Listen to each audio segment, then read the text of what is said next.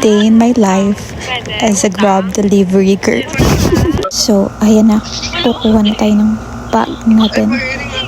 Task is kailangan kunin sa 7-Eleven yung order, then i-deliver yung order sa simbahan. But then, kasi first day ko, so syong-syong nga pa. Makikisakay pa yan siya. Sige, habol. Alam, masyado mabilis. Tingin muna ako kung pwede tayo makakuha ng sakyan. Kaya lang, wala akong pera. Mahal na sakyan. Dito lang nakita dito. Sakyan pa ba tayo? Lakad na lang, girl. Tama na yan.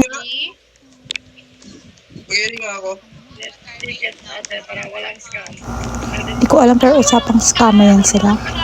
Ewan ko kung i-scam mo dito eh. Paturo nga minsan.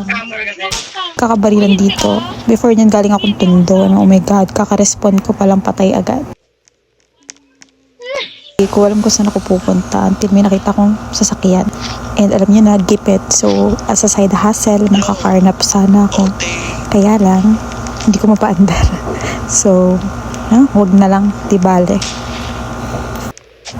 And so, saan na ba tayo pupunta? Ikot-ikot muna.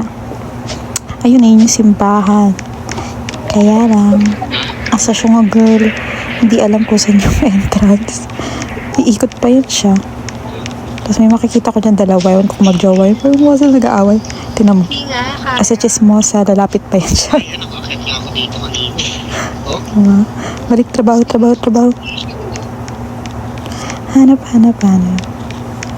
And as first day ko, bilang baguhan, ngayon pa lang naman tayo magde-deliver talaga. Ayun, nakapag-deliver na ako kanina. Pero pangalawa ko pa lang to. So, tanga-tanga si ate girl. Mali. Hindi pumunta sa 7-Eleven. Nagde-deliver, walang dala. Ano yun, magic. Magkakalaman agad ng bag. Diba, di nag-iisip. Ano ba yan? So, ayun, tama, pinipilit ko pa talaga i-deliver yung wala naman akong dala. So, ayun, hanap na lang tayo. Hanap ng 7-Eleven. And, ang nakakatawa is, hindi ko alam kung saan. Try ko siyang hanapin, pero as someone na walang sense of direction. And, syunga talaga. Hindi ko mahanap.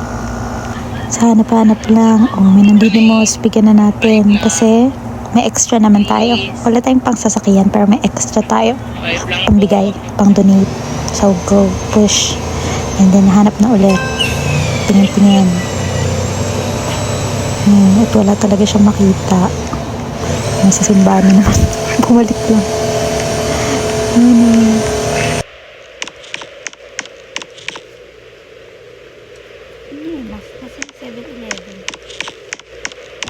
So, wala talaga. Alam mo kung ako lang mag-isa dito, I doubt kung makikita ko. So, hanap tayo. Sa iba. Tingin. So, maybe magtanong na tayo. Okay, let's see kung may matatanungan tayo. Pero andito na pala tayo sa Parisan ni Diwata. Diba? Ito yung problema ko eh. Hindi ako makalis sa mga upuan. So, it's joy versus chairs. Sabi ko magtatanong ako pero nakalimutan ko na. Hanap niya lang yan siya ulit mag-isa. Diba? Feeling ano yan siya, independent. Ayaw magtanong talaga. Maybe may naririnig kayo na parang maingay. Nagbabanay na kasi yung tatay ko. So, hindi lang to a day in my life as a Grab delivery girl. Good experience din to para sa inyo. Para malaman nyo what it feels like na binabaray na yung tenga nyo. Nag-aaway na naman. Lalapit ako niyan. Pagkakismasat lang. Ba't di kita mapindot? Record mo may ka-LQ dito. Nag-stop talaga ako niyan para lang, alam mo na, baka may marinig pa ako. Kasi mukhang sumisigaw na si Kuya, bakit daw di mapindot? Ayan, nahabol daw siya ng bakla. Ayun yung dinonate natin. Try ko pa saan sila sundan kung nalaglag ako. Balik na lang. Ayan na.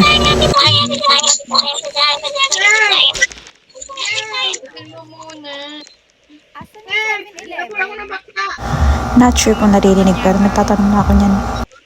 Walang pumapansin sa akin.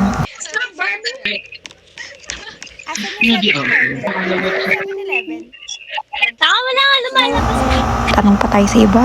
Baka dito sila maliit. Mga kapwa ko maliit. Tanong tayo. Yan, magjawa ba kayo? Asan yung 7-Eleven? Hindi ka tayo. Basta, ay, sorry na yan. Dito yung 7-Eleven natin. Oh my gosh, may nakapagturo na din. She's so cute. And ito na naman yung aking number 1 enemy. Upuan. Wala, di ako maka... Asad ka na? No, I saw.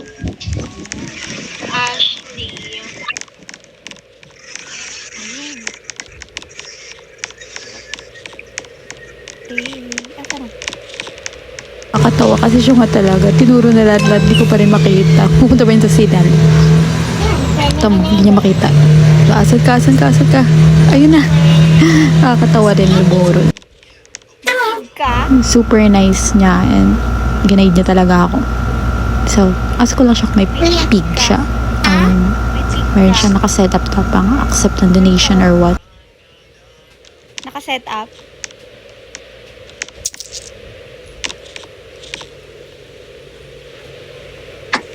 Ano yun?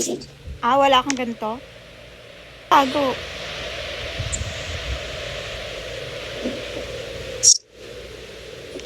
And, Ayan, okay.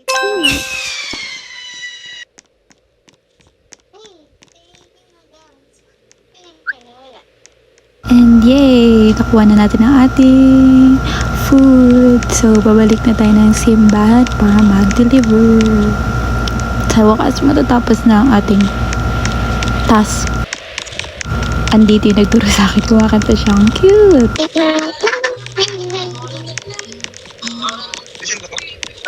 Wala talaga naman yun. Tamo, yun yung simbahan na stuck pa. And we're done. Bye! Order completed.